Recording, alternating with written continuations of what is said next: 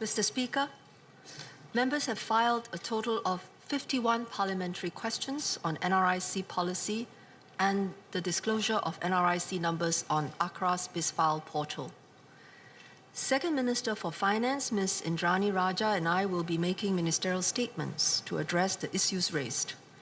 Our statements will address questions 1 to 37 for oral answer in yesterday's order paper, questions 3 to 8 and 39 to 44 for written answer in yesterday's order paper, question 52 for oral answer in today's order paper, and related questions that have been filed for subsequent sittings. Please go ahead. So let me start by acknowledging the concerns raised by the public over NRIC policy. The BizFile incident is unfortunate. Without intending to, it may have led the public to believe that the government is changing its policy to allow full NRIC numbers to be exposed on a wide scale. This is not the case. We take the public's concerns very seriously and are very sorry that the mistake has caused them much anxiety. I want to reassure the public that NRIC numbers remain personal data. NRIC numbers can only be collected when there is a need to do so. Organizations that collect NRIC numbers also have a duty of care. Subject to applicable law, they must notify and seek consent on use and ensure protection of the data. These are existing guidelines that will not change. However, there are also some incorrect uses of the NRIC number today. Our plan was to stop these incorrect uses while the problem is relatively contained. Doing so will better protect everyone and allow us to use NRIC numbers with confidence. In this regard, my statement today will address two issues: the current incorrect uses of NRIC numbers and why we need to change, and what our next steps will be. So when we interact with others daily, we are identified by our names. However, our names may not be unique. For organizations that deal with many people, say a hospital with several patients named John Tan, they need a better way to uniquely identify them. Their NRIC number is a useful, unique identifier in such situations. When the hospital needs to perform an operation or dispense medication, the doctor or nurse must make absolutely sure that it is the right John Tan they are dealing with, and they should ask you, what is your NRIC number? Since the NRIC number's purpose is to be a unique identifier, it cannot be a secret, just as our names are not secret. I should emphasize, however, that while your NRIC number is not a secret, it is not meant to be widely disclosed. This is the concern echoed in Mr. Lim Biao Chuan's question. We would only disclose our NRIC number under certain circumstances, for example, when required by law. Some examples include disclosing our NRIC number to our employers, at the clinic, or when we subscribe to a mobile telephone line. Because we do have to disclose our NRIC number to others for such purposes, we must assume that at least some people know our NRIC number. Over time, however, NRIC numbers have become increasingly used as more than an identifier. Previously, organizations would require seeing my physical NRIC card to confirm that I am who I claim to be. However, some organizations assume that if someone can cite my NRIC number, that person must be me. This is clearly wrong. On the assumption that this person is indeed me, some organizations may go further to give the person access to privileged information or services. When used this way, my NRIC number is no longer just an ID or identifier, but a key to unlock more information or services. In such situations, the NRIC number is being accepted as an authenticator or proof of who a person claims to be. This is clearly inappropriate. Instead of the full NRIC number, some organizations collect and use a partial NRIC number, usually the last 4 characters of the NRIC number. They think this is safe, and that revealing only the last 4 characters still keeps the full NRIC number secret. Among public agencies, even when the agencies had the full NRIC numbers, the use of masked NRIC numbers became more common. Besides organizations, some individuals also started to use their NRIC numbers as their passwords. They did so under the impression that the full NRIC number is secret. However, as shown by Dr. Tan Huey Min in his question, there are now algorithms that can be found online that have made it easier to work out the full NRIC number from the partial or masked NRIC number. The easy availability of such algorithms means that the continued use of partial or masked NRIC numbers gives both organizations and individuals a false sense of security. This does not really keep the full NRIC number secret. This also makes the practice of using NRIC numbers as passwords even more inappropriate. To the questions by Dr. Tan, Mr. Liang Eng Hua, and Ms. Sylvia Lim, these developments led the government to take steps to stop the incorrect uses of the NRIC number. This meant 2 things. 1, not using the NRIC number as an authenticator, and 2, moving away from the use of masked NRIC numbers because it creates a false sense of security. We knew this transition would take time, but it was better to start while the problem is relatively contained and for the government to take the lead. To the question by Ms. Joan Pereira, we proceeded to ask agencies to stop using the NRIC number as an authenticator or as a password. We also asked agencies not to plan new users with a view to discontinuing existing users of masked NRIC numbers eventually. The lapse in coordination between agencies led to Acra's misunderstanding and the disclosure of full NRIC numbers in the People Search function of its new BizFile portal.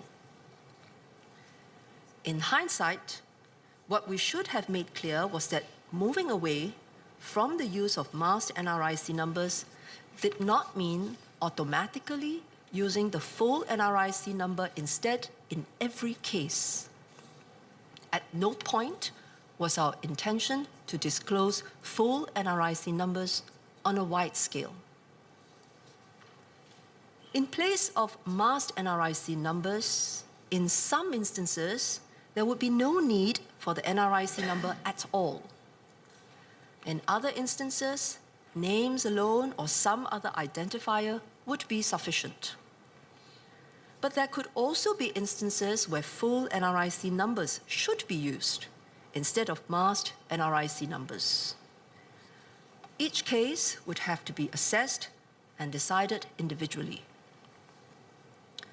Members including Mr. Leong Man Wai, Mr. Liang, Mr. Xie Yao Quan, Ms. Jessica Tan, Mr. Dennis Tan, and Mr. Pritam Singh have asked about the internal processes leading to Acra's actions. Minister Indranee will say more about it in her statement later and address members' questions related to Acra. Ms. Cheryl Chan asked why the efforts to change did not include the private sector.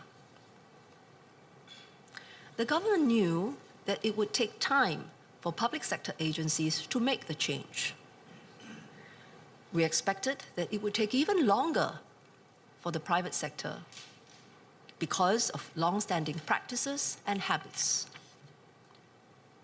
The plan was therefore to change the internal practices of government before moving to change practices in the private sector and non-profit organizations, which Ms. Usha Chandradas asked about. We believed that doing so would allow us to better understand the implementation challenges and, as a result, facilitate a smoother transition in the private sector. We had also planned to mount a major effort to help Singaporeans be aware of the risks and to support efforts to stop incorrect practices. The BizFile incident was an unfortunate misstep, which now means these plans need to be brought forward. While we had taken steps to stop the incorrect uses of NRIC numbers in the public sector, we had not started implementation for the private sector. Mr. Edward Chia, Mr. Liang, Ms. Hazel Phua, and Mr. Xie have asked specifically what should be done in the private sector. At this stage, we would advise private sector organizations to do two things. First, private sector organizations that are using NRIC numbers as a factor of authentication or as default passwords should stop this practice as soon as possible. Second, private sector organizations that presently collect partial NRIC numbers to identify people can continue to do so. The guidelines for the private sector have not yet changed, and we will only consider how they should be updated after consulting the public. To questions by Mr. Xie, Mr. Melvin Yong, and Mr. Sharil Taha, we aim to start consultations soon and will provide details when ready. Our initial soundings with the private sector suggest there can be different approaches. Some organizations currently using partial NRIC numbers can stop the practice and replace them with alternative means of identification, such as mobile numbers or email addresses, or drop them entirely. But there are also organizations that need to accurately identify persons and can justify the collection of full NRIC numbers, even if they are not required by law. For example, preschool centers will prefer to collect the full NRIC numbers of visitors rather than just, say, mobile numbers. The parents will certainly feel more secure. In applications for and disbursements of substantial financial aid, persons would also need to be accurately identified. We will take these considerations on board when updating the guidelines. In any case, I would like to assure members like Ms. Jean Si and Mr. Ong Hua Han that the PDPC will support businesses in changing their authentication methods. This will include raising their awareness on why the use of NRIC numbers as a factor of authentication is unsafe and working through IMDA and CSA's programs to help businesses review and adjust their practices. To questions by Ms. Tin Pei Ling, Mr. Zulkarnain, and Dr. James Lim, I should emphasize that NRIC numbers are personal data. This means that organizations collecting and using NRIC numbers must continue to exercise a duty of care. Subject to applicable law, they must notify and seek consent on use and also ensure that the data is sufficiently protected. Certainly, they should not disclose the NRIC numbers unless there is good reason to do so. Members may also ask, if the NRIC number is not suitable as an authenticator, what about the physical NRIC card, our pink identity card? If we look at our physical NRIC card, we will see that it contains other identifying information, such as our photo and fingerprint. It allows others to check that the information on the card matches me, the person holding the card. In addition, the physical NRIC card is not easily faked. The physical NRIC card is therefore suitable as an authenticator or proof of who I claim to be. But someone providing my NRIC number and claiming to be me does not have these additional factors of proof. Organizations must know that the physical NRIC card and the NRIC number are different. The physical NRIC card can be an authenticator, but the NRIC number should not be used as an authenticator. Organizations should therefore not accept my NRIC number alone as proof that the person citing it is indeed me. Besides organizations, individuals too have questions about what they should do. There are also two things. The first is to clarify their understanding of the NRIC number. Members like Ms. Sylvia Lim asked about this. We have said that our NRIC number is like our name. Even if it is not widely disclosed, it is not secret. In our daily lives, if someone we don't recognize calls out our names and starts to behave as though they know us well, we would be at least slightly suspicious. We might be polite, but not too friendly. Certainly, we should not fully trust this person just because they know our name. This should also be how we treat anyone who tells us our NRIC number. We should not automatically assume that they know us well, or are figures of authority, or can be trusted. We should be cautious about revealing more about ourselves, or saying yes to their requests, or following their instructions without checking further. The second thing we can do as individuals is to review our passwords. If we have used our NRIC number as a password to access any information or service, we have mistakenly used it as an authenticator and should change the password immediately. Doing so will give us better protection against people who use our NRIC number to get access to information or services. It will also complement efforts by organizations to stop using the NRIC number as a factor of authentication.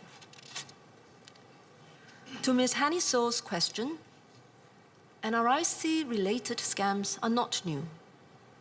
Most NRIC-related scams involve victims who think they are speaking to figures of authority and end up taking actions that harmed themselves, such as transferring money without further checks.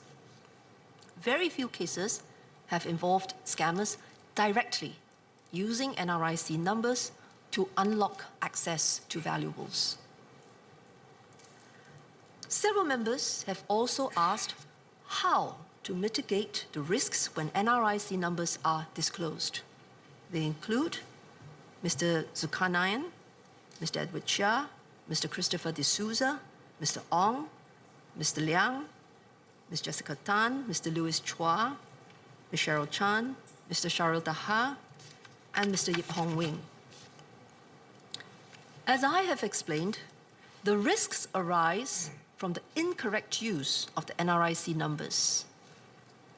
If individuals stop using NRIC numbers as passwords and organizations stop using NRIC numbers as authenticators, this will go a long way to preventing harms from scams and identity theft. They will give us all better peace of mind to use the NRIC number whenever it is necessary, such as to get medical treatment or apply for jobs. So the government appreciates that the incorrect users of NRIC number may not be well understood. Our public education efforts will raise awareness amongst organizations and individuals and to guide them on what they should do. In doing so, we will focus on the points I highlighted above. Mr. Gerald Giam asked about alternatives to the current NRIC number system. In fact, the risks do not arise directly from the structure of the NRIC number. Rather, the risks arise when the NRIC number, which is meant to be a unique identifier, is incorrectly used as an authenticator or a password. Even if we were to create an alternative identifier, we would still have a problem if organizations used it as an authenticator and individuals use it as a password. So let me now turn to questions about Acra's exemption from PDPA requirements and the government's data protection measures. These were raised by Ms. Tin Pei Ling, Ms. Sylvia Lim, Mr. Satyandi Subat, and Mr. Patrick Tay. The government has always taken seriously its responsibility to protect the data entrusted to the public sector. The government's personal data protection standards are set collectively by the Public Sector Governance Act, or PSGA, and our own internal rules. So PSGA plus our own internal rules. The PSGA is aligned with the PDPA and adapted to the public service context. Our internal rules are comprehensive and take reference from international and industry standards. We also continually strengthen our data governance practices. Acra is expected to comply with these rules and the PSGA, which are no less stringent than PDPA requirements. Regular mandatory audits are conducted to ensure that public agencies, including Acra, comply with the standards for data protection and the security of ICT systems. The number of data incidents and their severity is published annually. In the most recent whole-of-government audit exercise on IT-related data security controls, there were very few significant findings, and all of them had been remediated by the agencies concerned. There has also been a reduction in data incidents of medium severity and above. Where necessary, we have also taken public servants to task, for example, in serious cases involving unauthorized disclosure or improper use of information. Members can be reassured that we take these rules and controls very seriously. We will continue to regularly review the safeguards to ensure that they remain relevant. So let me conclude. We understand the public's concerns about NRIC numbers. It was not our intention to make the full NRIC number widely disclosed, and we are not heading in that direction. NRIC numbers are personal data and can be collected and used only when there is a need to. Organizations that hold your NRIC number also have a duty of care. Subject to law, they must notify and seek consent on use and ensure protections. These are existing guidelines that will not change. What needs to change are the incorrect uses of the NRIC number. These include using NRIC numbers for authentication or as passwords. It is better to make these changes while the problem is relatively contained. Organizations and individuals can both help by taking steps to stop using NRIC numbers as authenticators or passwords. By taking action as soon as possible, we can increase protection for all of us. This will allow us to more confidently use the full NRIC number as a unique identifier whenever we need to do so. Mr. Speaker, please allow me to summarize a few key points in Mandarin, please. Mr. Speaker, we understand the public's concern about NRIC numbers. Here, I'd like to emphasize that it was never our intention to make the full NRIC number widely disclosed. NRIC numbers are personal data, and they can only be used and disclosed when there is a need to do so. Unless indicated by law, organizations that hold your NRIC number must also notify and seek consent on use and ensure protection of the data. These are existing guidelines that will not change. However, what needs to change would be the current incorrect usage of NRIC number. For example, we should not use NRIC number to authentify someone's identity or to use it as a password. It is better for us to make these changes and rectify the problem while it is still relatively contained. Both organizations and individuals can do their part to stop using NRIC numbers as authenticators or password. As long as we can take action as soon as possible, we can increase the protection for all of us. This will allow us to more confidently use this NRC number as a unique identifier whenever we need to do so. I will respond to any clarifications which members may have after Minister Indranee Rajah has also made her statement.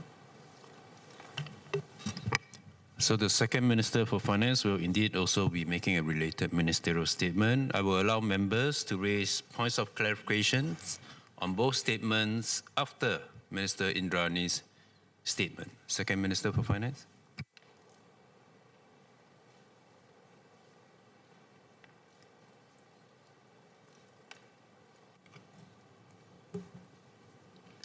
Mr. Speaker, Minister Josephine Teo has spoken about the government's position on the use of NRIC numbers. In my statement, I will cover the events leading to the disclosure of full NRIC numbers on the Acra BizFile People Search function and address related questions. I want to start by acknowledging the public anxiety and confusion caused by this incident, and once again extend our apologies for it. Many Singaporeans regard NRIC numbers as sensitive information and are understandably concerned to learn that the NRIC numbers were available in full in the free People Search function of ACRA's new BizFile portal from 9 to 13th December 2024. We take these concerns very seriously. In the wake of the public concern about the disclosure, ACRA suspended the service, and since the resumption of service on 28th December 2024, the search results under the revised People Search function no longer show any NRIC numbers, masked or unmasked. We believe this approach addresses both the concerns that the public currently have and the needs of BizFile users. My statement will cover the following 3 areas. First, ACRA's mandate to provide public access to basic information on businesses and their associated individuals. Second, the series of events that led to ACRA changing the People Search function to unmask NRIC numbers. Here, I will also address questions relating to the scale of disclosure. Third, whether a review of the incident will be conducted and if any action will be taken against those involved. There have been questions on why ACRA needs to provide public access to basic information on individuals associated with businesses and the types of information that are being made public. Some questions are based on an underlying assumption that NRIC numbers cannot be made public at all, which is not correct. It is therefore important to first have a clear understanding of ACRA's mandate to collect and disclose information before we address the other issues. ACRA is the national regulator of business regulation and financial reporting. Its mission is to foster a trusted business environment so that businesses and individuals within and outside of Singapore can transact with Singapore business entities with confidence and know who they are dealing with. In furtherance of that mission, one of ACRA's roles is to maintain our national business register. To this end, ACRA is empowered to collect and maintain information on business entities and their associated individuals. Associated individuals include individuals who are owners or directors of companies or shareholders of private companies. First, on information on business entities. The information on business entities that ACRA collects and maintains includes the business's name, the unique entity number or the UEN, incorporation date, status, for example, whether it's alive, dormant, or wound up, the registered address, business activity, paid-up capital, and the list of shareholders. The information on associated individuals that ACRA collects and maintains includes the individual's name, nationality, identification number, such as the NRIC number, and contact address. It also includes the past and present positions that they hold or have held in business entities that they are or have been associated with, as well as when they held these positions. To maintain corporate transparency, facilitate business transactions, and guard against illicit activities, ACRA is allowed by law to give public access to such information, including NRIC numbers. This is provided for under the ACRA Act and other ACRA-administered legislation. Public access to such information is not unique to Singapore. Many business registries around the world similarly provide public access to such information. Let me provide some examples to illustrate why public access to such information is necessary. For example, when a bank onboards a new corporate client, it will need to conduct background checks on the company's directors. This allows the bank to ascertain if the directors have any history of financial misconduct or if they have been involved in companies with financial or regulatory issues before deciding whether to grant credit facilities such as loans. Information on the company's directors, such as their NRIC numbers, will be useful to the bank when confirming the directors' identities.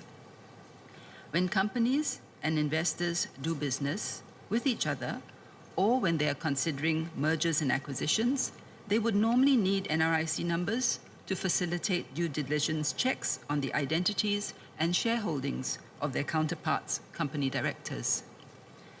NRIC numbers also help to deter illicit activities. When the identities of business owners, directors, and other key position holders of businesses are publicly known and are publicly linked to their businesses, it deters these individuals from engaging in illegal activities such as money laundering and fraud, because their clients, regulators, and stakeholders can easily trace them and hold them accountable for their actions. Public access to information on individuals associated with business entities thus maintains corporate transparency, deters illicit activities, and upholds trust in our business environment. In summary, therefore, it is important to understand that the public disclosure of NRIC numbers is not prohibited per se. The real issue is the degree and the ease of access to NRIC numbers.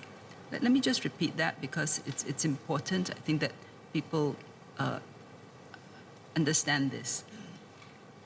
The public disclosure of NRIC numbers is not prohibited per se. The real issue is the degree and the ease of access to NRIC numbers. To appreciate the distinction, it's necessary to understand how ACRA's BizFile portal works. BizFile is ACRA's one-stop e-services portal for users to register new businesses, file annual returns, update business and personal information, and access information on business entities and their associated individuals. There are two key steps to access information on business entities and their associated individuals on BizFile. First is the people search, or what I will for convenience call step 1. And 2, the people profile search, or what I will call step 2. The people search function is the first step in a user's search for information on individuals associated with business entities. It allows users to specify and identify the individual on whom they wish to obtain information.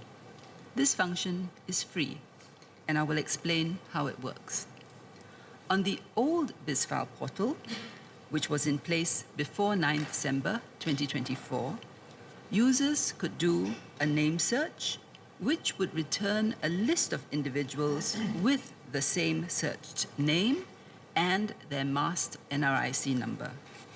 So, for example, if you did a name search for John Tan and there were 4 John Tans in the database, all 4 names would turn up in the people search results, along with the masked NRIC numbers of those 4 individuals. If you had the NRIC number of the specific John Tan you were searching for, you would be able to identify the correct John Tan from among the people search results. If you wanted more information on the relevant John Tan, you would then have to purchase the people profile on that John Tan. This is step 2, for which a fee is charged.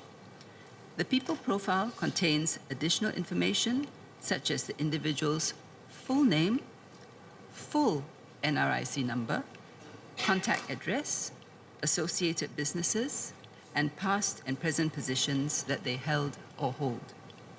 Therefore, even on the old BizFile portal, a member of the public could obtain the full NRIC number of an individual associated with a business entity by purchasing that individual's people profile at step 2. There was no change to this step 2 in the new business profile, in the new BizFile portal. In other words, the full NRIC number has always been publicly accessible upon the purchase of a people profile, and this has not been an issue. The NRIC number, in the context of a BizFile search, has never been confidential or secret. The real issue is one of degree and ease of access and searchability. So, what changed? What changed between the old BizFile portal and the new one launched on 9 December 2024 was the people search function, or step 1. As I explained earlier, if you keyed in a name or part of a name on the old BizFile portal, previously the search results would show the names and the masked NRIC numbers. The new BizFile portal, however, showed the names and the full NRIC numbers until the service was suspended. This change to the people search function on the new BizFile portal, namely to display full NRIC numbers at step 1, meant that if a user typed in John Tan, all the 4 John Tans in the system and their full NRIC numbers would be displayed.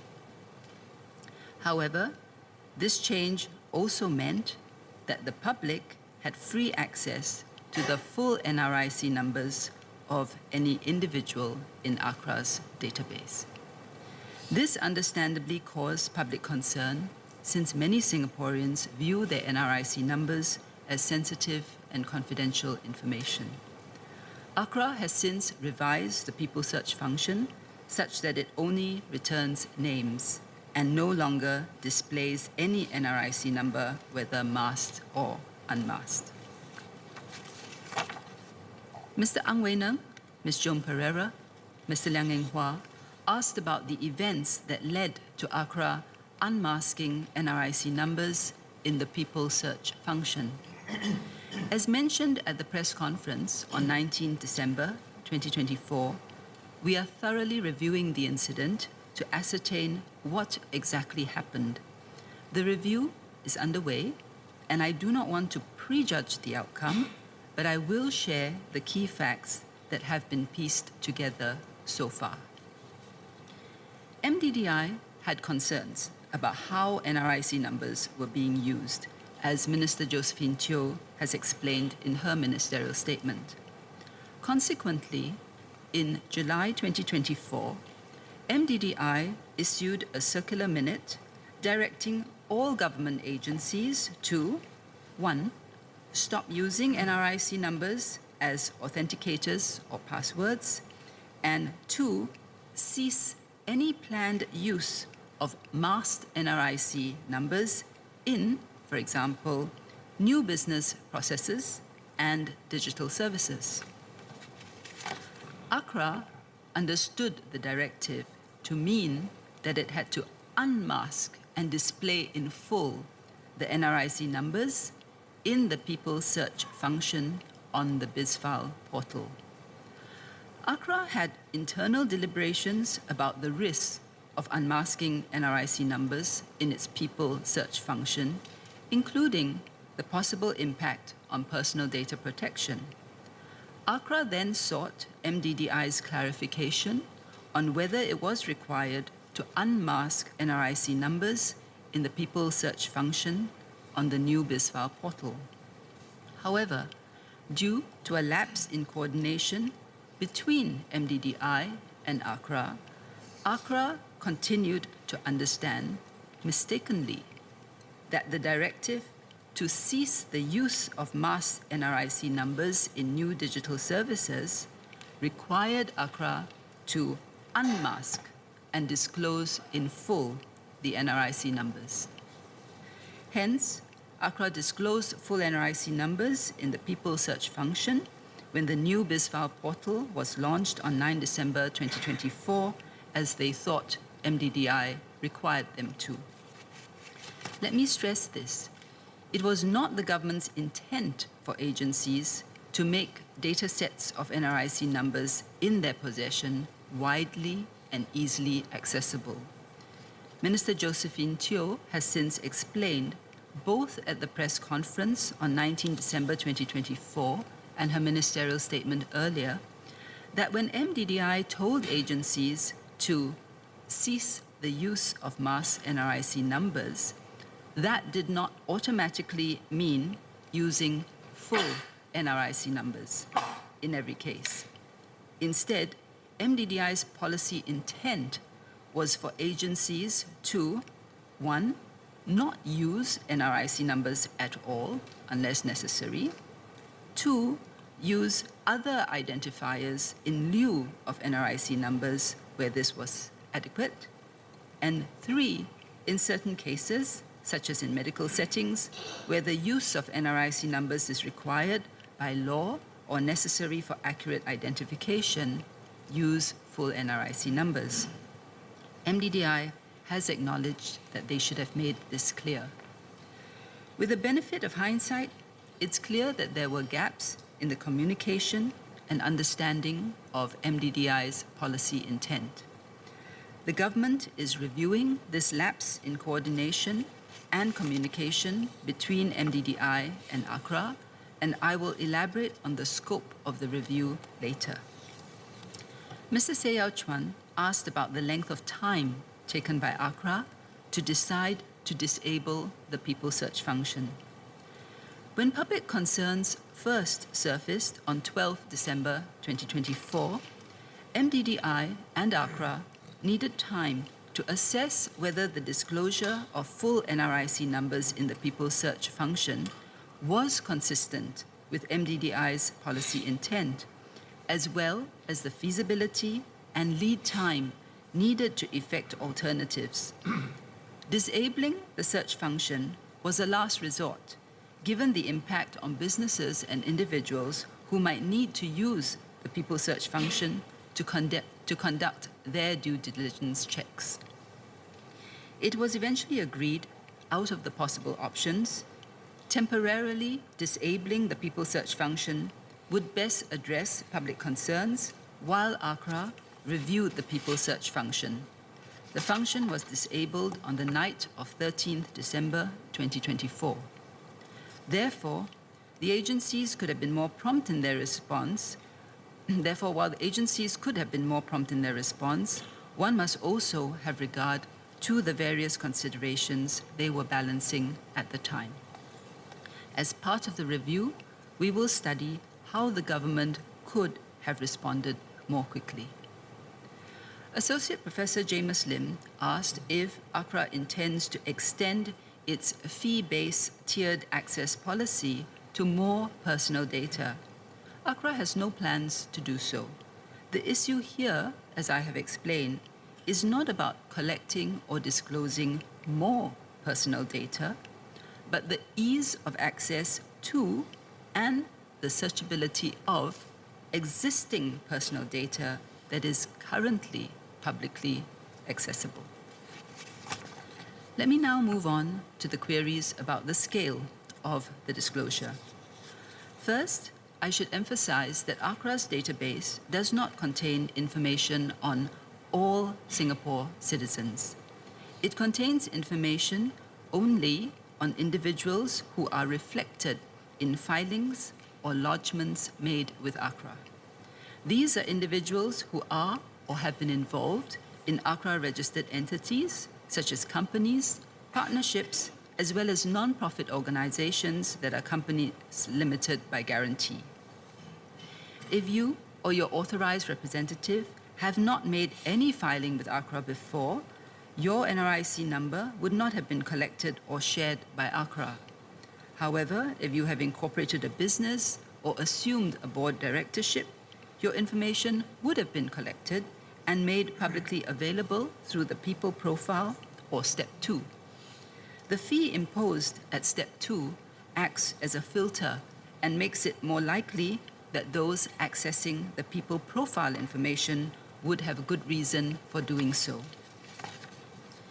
In respect of the period from 9th to 13 December 2024, when full NRIC numbers were disclosed on the People Search function, Mr. Dennis Tan, Ms. Herting Roo, Mr. Louis Chua, and Dr. Tan Wu Ming have asked about the number of people searches conducted, the number of distinct users who conducted searches, the number of NRIC numbers that were disclosed before the people search function on the new BizFile portal was disabled, and the risk that NRIC numbers were accessed by malicious actors.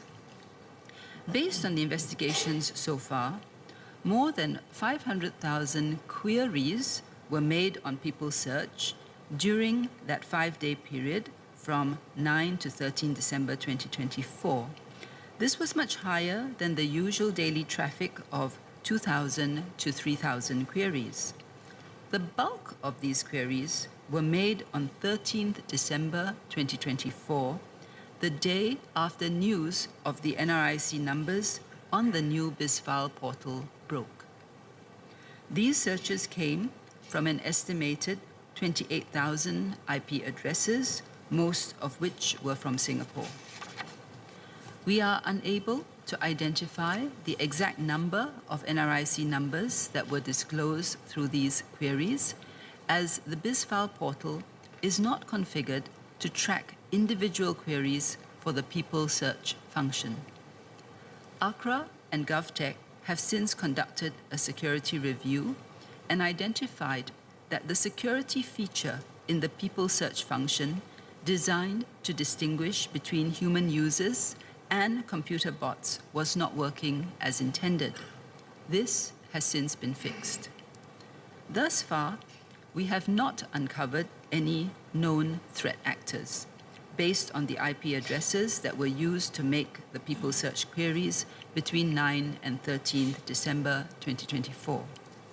That said, those who are concerned that their NRIC numbers may have been accessed can still take steps to protect themselves. First, ensure that your NRIC number is not used as a password for any of your digital accounts. If you are using your NRIC number as a password, you should change your password as soon as possible. Second, do not use your NRIC number for authentication. If you're currently using your NRIC number for that purpose, change your authenticator as soon as possible. Third, do not assume someone to be a legitimate authority, even if they know your NRIC number. Even if someone can recite your full NRIC number, it would be prudent to ascertain their identity and intent before their intent by conducting other checks. Following this incident, Acra is reviewing how the People Search function can be improved. For example, Acra is considering the rollout of additional search parameters, such as the UEN of the entity with which the individual is associated. I now come to the last part of my statement, which is on the review of the incident and whether action will be taken against those involved. As mentioned earlier, a review panel has been set up to study the root cause of the incident, and work is already underway. The panel is led by Head of Civil Service, Mr. Leo Yip, and it includes permanent secretaries whose ministries are not involved in the NRIC policy or this incident. It also includes the permanent secretaries of MOF, which oversees Acra, and MDDI. The panel will report to Senior Minister Teo. The panel will review two matters. First, the government policy on the responsible use of NRIC numbers. Second, the disclosure in full of the disclosure of full NRIC numbers on the People Search function of Acra's new BizFile portal. For both matters, the panel will study what happened, how the decisions were made, the implementation and communication processes, the coordination across public sector agencies, and where the government should have done and can do better. It will also recommend areas for improvement. Specific to the People Search function on BizFile, the panel will look into the design and implementation of the search function. The panel expects to complete its review in February. We will share the the review findings thereafter. Mr. Don Wee asked how disclosure of full NRIC numbers on the new BizFile portal aligns with data protection policies under the Personal Data Protection Act, or the PDPA.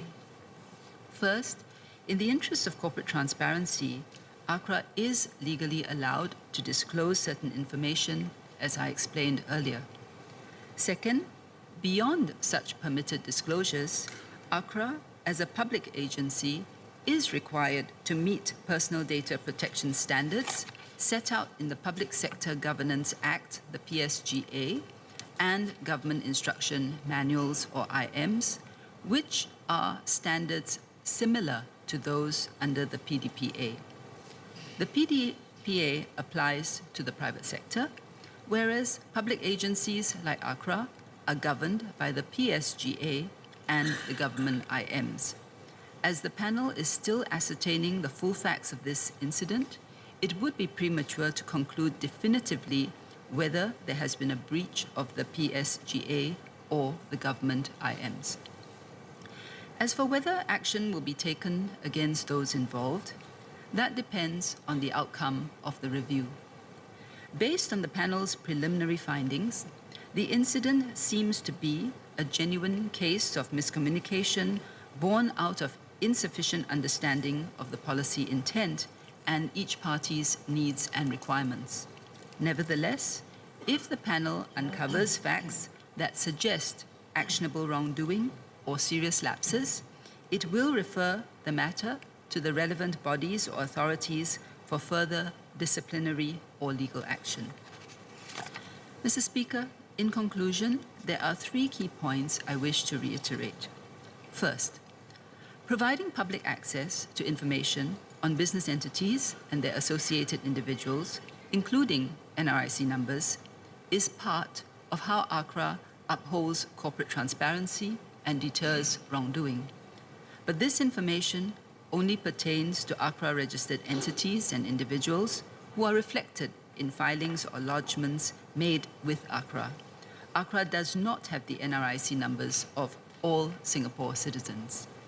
Second, while MDDI intended for government agencies to cease using masked NRIC numbers, it did not intend for government agencies to unmask all the NRIC numbers that they were masking. The unmasking of NRIC numbers in the People Search function arose from ACRA's misunderstanding of MDDI's policy intent and gaps in communication and coordination between agencies.